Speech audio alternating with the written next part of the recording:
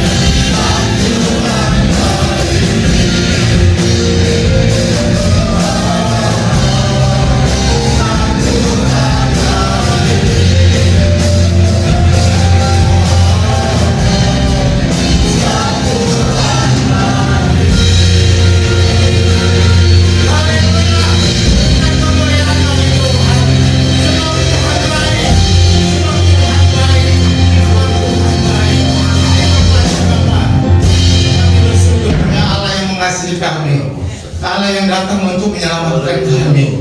Tuhan, kami tidak dapat balas segala kebaikan dan kemurahan-Mu Tuhan. Lewat cara apapun Bapa, lewat apapun Tuhan, kami tidak akan dapat membalas kebaikan-Mu Tuhan. Kasih-Mu yang besar Tuhan. Hanya pujian, hanya penyembahan yang dapat kami perbuat pada pagi hari ini Bapa. Sekiranya Engkau disenangkan, Engkau dibanggakan memiliki anak-anak seperti kami. Terima kasih Bapa. Urapi kami semuanya. Kami serahkan ibadah ini dari awal pertengahan hingga akhirnya. Sungguh nama Tuhan saja yang dipermuliakan. Hanya di dalam nama Tuhan Yesus kami sudah mengucap syukur dan berdoa. Haleluya. Sama-sama katakan amin. Silakan duduk saudaraku. Haleluya, haleluya. Sebab Tuhan baik. Amin. Haleluya. Kita angkat pujian kita katakan kepada Tuhan. Berkuasa di dalam.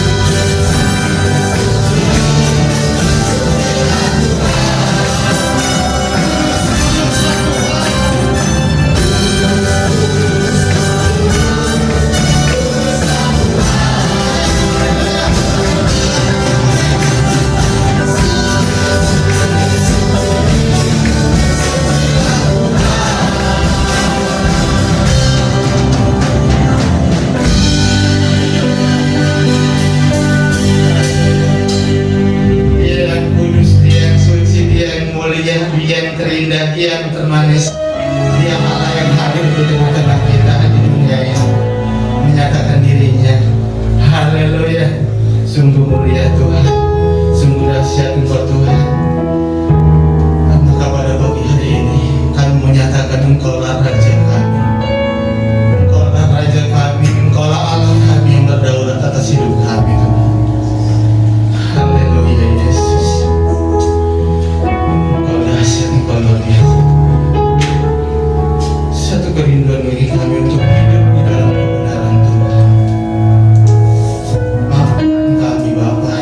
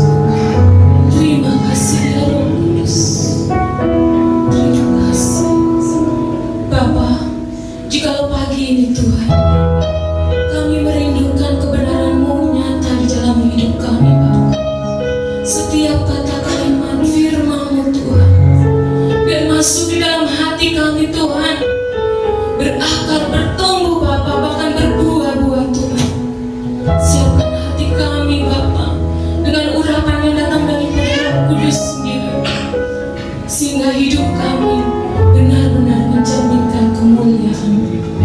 Terima kasih Bapa di surga, terima kasih. Ini kami sekalian umat-Mu yang siap dibentuk. Hanya di dalam nama Tuhan Yesus Kristus kami berdoa dan mengucap syukur. Setiap kita mau katakan amin. Silakan duduk Bapak Ibu Saudara yang dikasihi oleh Tuhan. Shalom. Apa kabar? Ada sukacita? Amin ya, apalagi bulan Desember, bulan yang penuh dengan sukacita, di mana kita merayakan kelahiran Tuhan kita Yesus Kristus. Ya. Kalau anak kita atau mungkin kita sendiri ya yang berulang tahun, ya, happy birthday. Tentunya kita juga merayakan dengan sukacita. Ya. Apalagi ini kita merayakan Tuhan kita yang menyelamatkan hidup kita. Kita mau sama-sama belajar kebenaran firman Tuhan. Kita mau buka dari Injil Matius pasal 1. Injil Matius pasal 1 ayat 18 sampai 25. Kelahiran Yesus Kristus. Kelahiran Yesus Kristus adalah seperti berikut. Pada waktu Maria ibunya bertunangan dengan Yusuf, ternyata ia mengandung dari Roh Kudus sebelum mereka hidup sebagai suami istri. Karena Yusuf suaminya seorang yang tulus hati dan tidak mau mencemarkan nama istrinya di muka umum, ia bermaksud menceraikannya dengan diam-diam. Tetapi ketika ia mempertimbangkan maksud itu, malaikat Tuhan nampak kepadanya dalam mimpi dan berkata, "Yusuf anak Daud, janganlah engkau takut mengambil Maria sebagai istrimu, sebab anak yang di dalam kandungannya adalah dari Roh Kudus. Ia akan melahirkan anak laki-laki dan engkau akan menamakan dia Yesus, karena dialah yang akan menyelamatkan umatnya dari dosa mereka." Hal itu terjadi supaya genaplah yang difirmankan Tuhan oleh Nabi. Sesungguhnya anak darah itu akan mengandung dan melahirkan seorang anak laki-laki, dan mereka akan menamakan dia Immanuel, yang berarti Allah menyertai kita. Sesudah bangun dari tidurnya, Yusuf berbuat seperti yang diperintahkan malaikat Tuhan itu kepadanya. Ia mengambil Maria sebagai istrinya, tetapi tidak bersetubuh dengan dia sampai ia melahirkan anaknya laki-laki, dan Yusuf menamakan dia Yesus. Amin untuk firman Tuhan. Kita melihat bahwa satu cerita yang sering kita dengar di bulan Desember, ya, karena menyangkut tentang kelahiran Tuhan kita. Kalau kita melihat apa yang menjadi latar belakang mengapa Yesus bisa lahir, karena tema kita pada pagi hari ini adalah makna dari kelahiran Tuhan Yesus. Tentunya ada sebab dan akibat mengapa Yesus harus lahir. Latar belakang yang pertama bahwa menunjukkan kasih Allah yang begitu besar. Itu di dalam Yohanes 3 ayat 16. Karena begitu besar kasih Allah akan dunia ini, sehingga ia mengaruniakan anaknya yang tunggal, supaya setiap orang yang percaya kepadanya tidak binasa, melainkan beroleh hidup yang kekal. Jadi ada maksud dan tujuan ketika Yesus lahir dalam dunia ini, yaitu menyatakan kasih Allah yang begitu besar. Ketika kita mencintai seseorang, ketika kita mengasihi seseorang, kita akan rela berkorban, kita akan rela berbuat apa saja agar orang yang kita kasihi ini senang, orang yang kita kasihi ini bahagia. Demikian juga Allah. Karena begitu besarnya kasih Allah, sehingga ia mau berkorban. Dia memberi, ya, anaknya yang tunggal, satu-satunya, Kalau kita punya harta cuma satu, ya, kita punya misalnya, nggak usah jauh-jauh ya, anggap aja jepitan rambut yang kecil, cuma satu-satunya yang biasa kita pergunakan. Terus mungkin ada teman kita minjem, pasti yang kita jawab apa? Jangan cuma ada satu. Tapi Allah karena begitu besar kasih-Nya, Dia memberikan anaknya yang tunggal, anaknya yang satu-satunya. Berbicara tentang begitu besar kasih Allah, di dalam Roma 8 ayat 32 ia dikatakan bahwa Ia yang tidak menyayangkan anaknya sendiri, tetapi menyerahkan bagi kita semua. Jadi betapa luar biasanya Allah, kasih Allah itu atas setiap manusia. Dia nggak melihat, oh mungkin kita cacat. Dia nggak melihat bentuk dan rupa kita jelek. Dia nggak melihat latar belakang kita, ya kaya atau miskin. Tapi Dia mau datang menyelamatkan manusia dari dosa. Selanjutnya yang menjadi latar belakang Allah untuk datang ke dalam dunia menjadi sama dengan kita, yaitu agar hubungan kita dengan Allah diperbaharui. Ya, satu gambaran yang luar biasa yang diberikan kepada kita bahwa Allah mau membangun hubungan. Ya, ketika manusia jatuh di dalam dosa, Allah sendiri yang mau datang menyelamatkan kita. Allah yang transenden, Allah yang maha besar, Allah yang maha kuasa, Allah yang maha kekal, yang bahkan tidak mungkin dijangkau oleh manusia. Akan tetapi karena Allah mau ada hubungan ketika manusia telah jatuh di dalam dosa. Kalau kita baca di dalam Kejadian, sebelum manusia jatuh di dalam dosa, itu hubungan Allah dan manusia adalah hubungan yang intim. Tapi ketika jatuh di dalam dosa, manusia tidak sanggup untuk menghampiri Allah. Namun Allah yang transenden tadi, yang besar, yang maha mulia, yang jauh di atas, ya, yang tinggi, Dia mau datang dalam wujud manusia menjadi Allah yang imanen, Allah yang bersama-sama dengan kita, Allah yang hadir bersama-sama dengan kita, Allah yang mewujudkan dirinya sehingga menjadi terlihat oleh manusia. Yang karena transenden maha tinggi, tidak terlihat, tidak terwujud, namun Ia menyatakan dirinya bahwa Ia adalah Allah dalam wujud manusia. Membangun hubungan. Kalau di dalam Galatia dikatakan, karena kamu yang berseru kepada Bapa, karena kita telah diangkat menjadi anak. Ada hubungan Bapa dan anak sehingga kita dapat memanggil Ia, ya Aba, ya Bapa.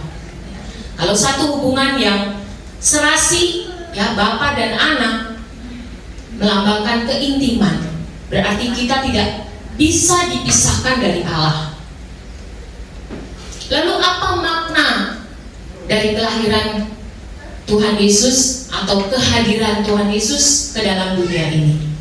Kalau di dalam ayat yang ke-23 dikatakan, sesungguhnya anak darah itu akan mengandung dan melahirkan seorang anak laki-laki, dan mereka akan menamakan dia Immanuel, yang berarti Allah menyertai kita. Dan di dalam ayat 25 dikatakan, Yusuf menamakan dia Yesus. Kata Immanuel, ya, kita belajar sedikit.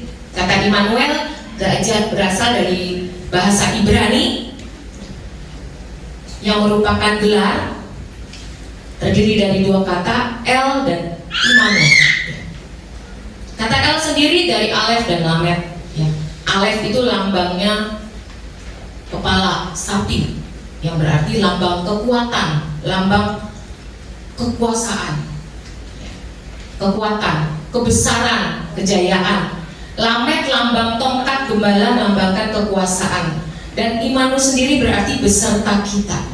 Jadi Immanuel berarti Allah yang kuat, Allah yang berkuasa ada bersama-sama kita, ada beserta dengan kita.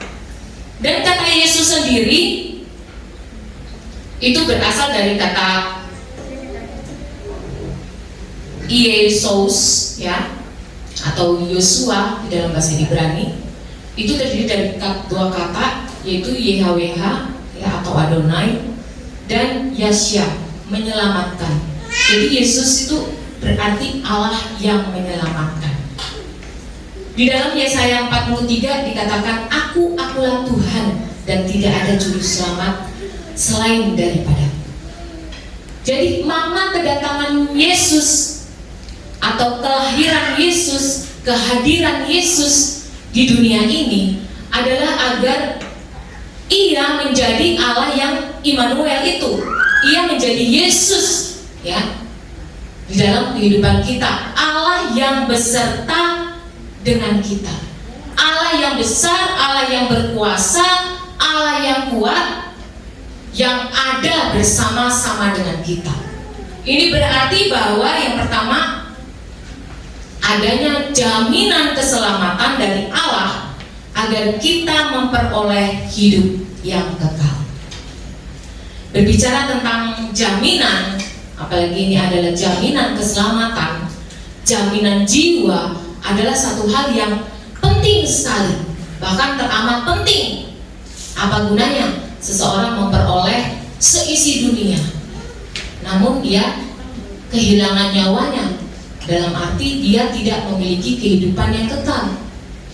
Apa gunanya punya uang banyak, ya, tapi di dalam kekekalan masuk di dalam penghukuman kekal?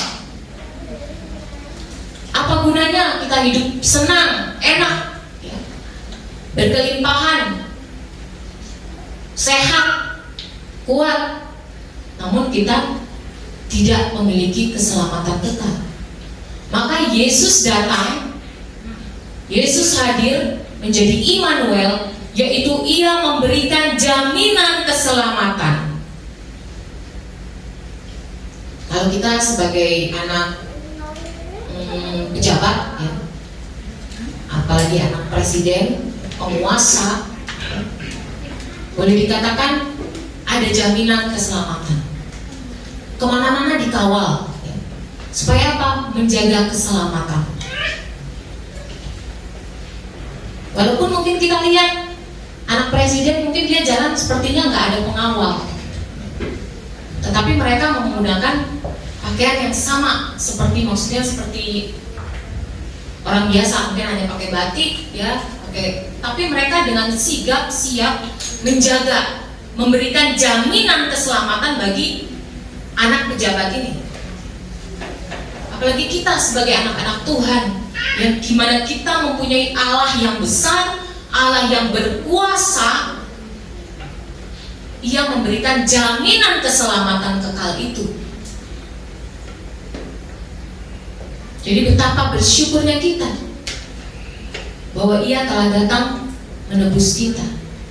Di dalam Yesaya 43 ayat 11 tadi saya katakan, Akulah Tuhan dan tidak ada juru selamat selain daripadaku.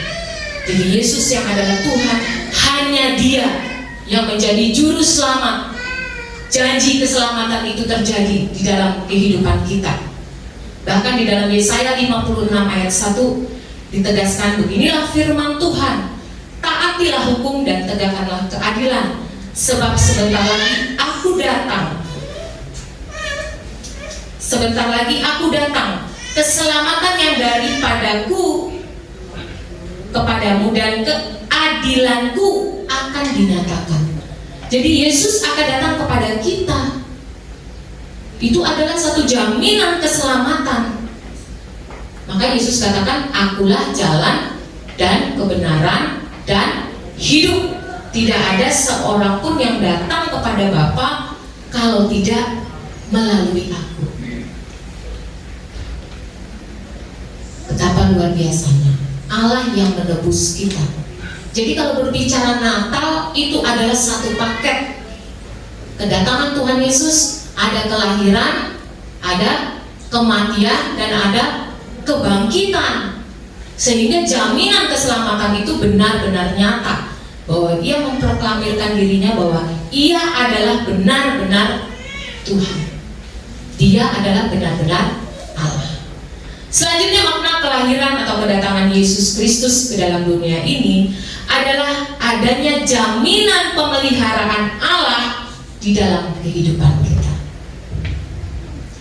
Berbicara tentang pemeliharaan ya, di dalam setiap kehidupan kita, baik suka, senang, ya, Allah tetap ada bersama-sama dengan kita. Ada jaminan. Kalau keselamatan, hidup kekal saja Tuhan berikan, apalagi hal-hal yang lainnya. Tapi bukan berarti Tuhan memberikan apa yang kita mau. Jaminan pemeliharaannya itu bukan apa yang kita inginkan, tapi jaminan pemeliharaan Allah itu sesuai dengan apa yang kita butuhkan. Allahku kan memenuhi segala keperluanku menurut kekayaan dan kemuliaannya. Jadi betapa luar biasanya Allah kita. Pemeliharaan Tuhan bukan berarti kita harus semua serba ada, semua serba cukup, bahkan berkelimpahan. Tidak. Kalau kita melihat bangsa Israel, ya, ketika mereka keluar dari tanah Mesir, bukan berarti pemeliharaan Tuhan itu istilahnya berada di dalam keadaan suka. Tapi ketika mereka harus melawan bangsa-bangsa, berarti orang-orang di sekitar tanah Kanaan, berarti bukan satu keadaan yang enak. Karena mereka harus berperang, mereka harus berjuang. Tapi disitulah pemeliharaan Tuhan itu ada. Tuhan yang menolong, Tuhan yang menopang, Tuhan yang memberi kekuatan, bahkan Tuhan yang memberikan pikiran, akal budi bagaimana cara untuk berperang melawan orang Amalek dan bangsa-bangsa di tanah Kanaan. Jadi pemeliharaan Tuhan atas kehidupan kita bisa berupa pemeliharaan secara langsung, di mana Allah benar-benar menyatakan dirinya. Ketika bangsa Israel keluar dari tanah Mesir, ada penyertaan Tuhan yang langsung, di mana Tuhan memberikan roti dari surga, mana itu langsung, nggak dibuat oleh tangan manusia, tetapi pagi-pagi bangsa Israel harus memungut mana yang daripada surga. Penyertaan Tuhan secara langsung, ada tiang awan dan tiang api.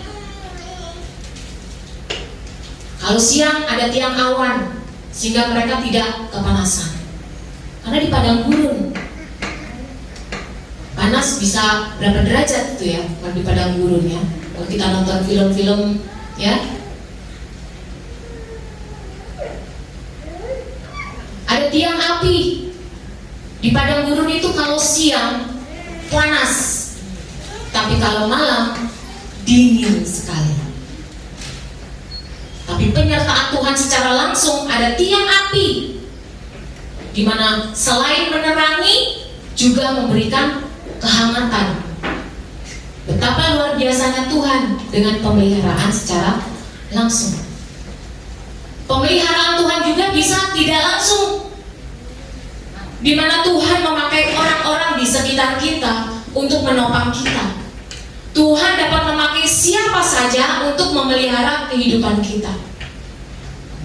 Kalau burung pipit saja Tuhan pelihara, apalagi anak-anak Tuhan. Amin. Jadi pemeliharaan Tuhan bisa secara langsung, bisa secara tidak langsung. Pemeliharaan Tuhan juga terkadang tidak masuk akal. Ada mujizat yang Tuhan kerjakan, itu adalah wujud dari pemeliharaan Tuhan. Nah, pemeliharaan Tuhan itu, berkat itu, baik besar, kecil, ya, itu semua adalah kasih karunia Tuhan. Itu adalah kemurahan Tuhan. Itu adalah anugerah Tuhan. Betapa dahsyatnya Allah kita yang memberikan pemeliharaannya yang sempurna atas kehidupan kita. itu kita sungguh bersyukur ada Tuhan sebagai juru selamat, baik bagi kehidupan yang kekal, demikian juga bagi kehidupan jasmania kita di dalam dunia ini. Selanjutnya, makna kedatangan atau kelahiran Tuhan Yesus Kristus juga berbicara tentang bagaimana kita menjadi anak Tuhan agar dapat memancarkan kemuliaan nama Tuhan. Ketika Yesus ada bersama-sama dengan kita, Ia ada di dalam kita, karena kata Allah beserta dengan kita bukan hanya sekedar Allah hadir berdiri di sebelah kita, atau mungkin Allah ada di belakang kita, atau mungkin Allah ada di depan kita. Tapi berbicara tentang Allah beserta dengan kita berarti Allah ada bersama-sama dengan kita, Ia ada di dalam kita. Ya. Kalau berada di dalam, itu berarti menyatu. Ada satu kesatuan kita dengan Bapa. Jadi betapa dahsyatnya makna kedatangan Tuhan Yesus. Ia hadir, namun Ia menyatu, bersatu dengan kita. Sehingga kalau Dia sudah menyatu, ya, mungkin kita mungkin pernah cuci piring ya. Tahu kan ya, spons buat cuci piring. Kalau ibu-ibu mungkin lebih hafal ya. Kalau bapak-bapak rasanya jarang ya. Itu spons kalau dicelupkan di dalam air sabun, sunlight itu dia menyatu. Busa yang tadinya kering, ya, terus dicelupin. Ketika kita angkat, ya, dan kita kalau mau disabunin di piring itu, kita gini kan keluar busa. Itu menyatu, ya, dia menjadi satu dan busanya itu nyata, terlihat, gitu ya. Itu yang dikatakan menyatu, bersatu, bersama. Jadi kita menjadi saluran berkatnya Tuhan. Kita dipakai Tuhan, kita diberkati Tuhan untuk menjadi berkatnya Tuhan, untuk memancarkan kemuliaan Allah. Kalau kita sudah baca begitu banyak kebenaran, kita harus menjadi berkat dengan memberitakan kebenaran itu. Kalau kita sudah diberkati secara materi, kita juga menjadi berkat bagi orang lain. Karena ada berkat bagi orang lain yang Tuhan berikan atas kehidupan kita. Satu kesaksian ketika seorang hamba Tuhan menyatakan bahwa suami saya nggak bekerja. Dia merasa dia bekerja, dia yang cari duit, ya, istrinya ini, pasangannya ini dia yang mencari duit karena suaminya adalah seorang hamba Tuhan. Dia yang bekerja, dia yang berjerih lelah, dia merasa suaminya tidak bekerja, tidak menghasilkan, dan dia kepengennya suaminya bisa menghasilkan.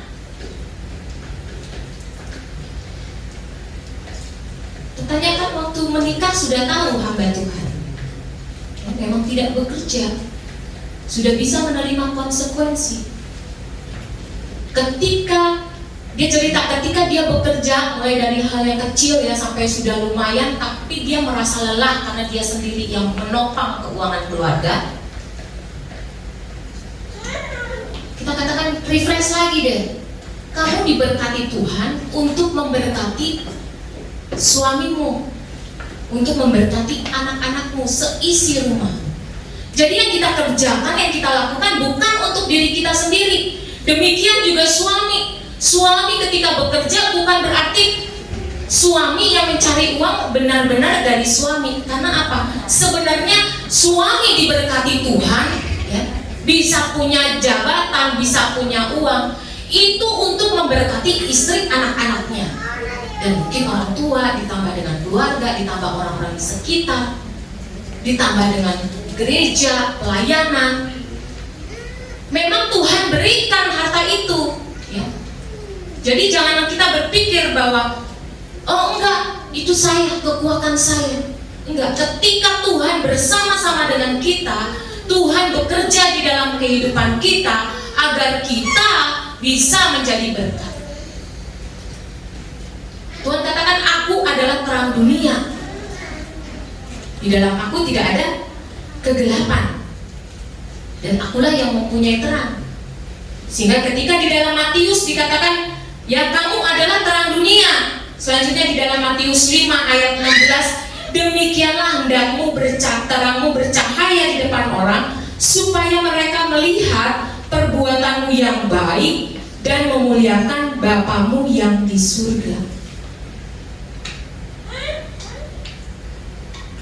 Jadi betapa luar biasanya makna kelahiran Tuhan Yesus itu bagi kehidupan kita. Bahwa Dia bukan hanya saja menjadi jaminan keselamatan bagi kehidupan kita, jaminan pemeliharaan atas jasmani kita, namun lebih-lebih Dia bersama dengan kita. Dia ada di dalam kehidupan kita, sehingga kita memancarkan kemuliaan Tuhan. Untuk itu kita harus bertobat sungguh-sungguh ya, hidup di dalam Tuhan, memiliki hubungan yang erat dengan Tuhan, merubah pola pikir kita, karena kita tahu Tuhan itu ada di dalam saya. Tuhan itu bersama-sama dengan saya. Tuhan itu melekat bersama-sama dengan saya. Jadi pagi ini Bapak Ibu saudara-saudari yang terkasih di dalam Tuhan, kita diingatkan Tuhan bahwa Allah begitu mengasihi kita sebagai umatnya yang tadinya kita telah berdosa. Allah tidak menginginkan setiap kita binasa, sehingga Ia berkorban memberikan anaknya yang tunggal, Tuhan Yesus Kristus, untuk hadir ke dalam dunia ini. Ia menjadi Immanuel bagi kehidupan kita, yang memberikan jaminan keselamatan, memberikan jaminan pemeliharaan kehidupan jasmani kita, dan kita menjadi terang bagi kemuliaan nama Tuhan. Untuk itu pagi ini kita mau sungguh-sungguh minta Tuhan Yesus hadir di dalam kehidupan kita. Ia sebagai Tuhan dan Juru Selamat pribadi kita. Kita mau mempercayai Dia sebagai satu-satunya Allah yang memberikan kehidupan yang kekal di dalam kehidupan kita. Kita mau percaya bahwa Ia memberikan jaminan pemeliharaan. Dia menolong, menopang kita, sehingga hidup kita boleh memancarkan kemuliaan kita. Dan kita mau memperbaharui hidup kita dari hari ke hari, merubah pola pikir kita, merubah perkataan kita, perbuatan kita, sehingga kita menjadi seperti Yesus. Kita menjadi terang, kita berdampak baik melalui harta kita, tenaga kita, perbuatan-perbuatan baik kita, untuk memuliakan nama Allah. Amin. Kita mau bangkit berdiri di hadapan Tuhan. Haleluya. Immanuel.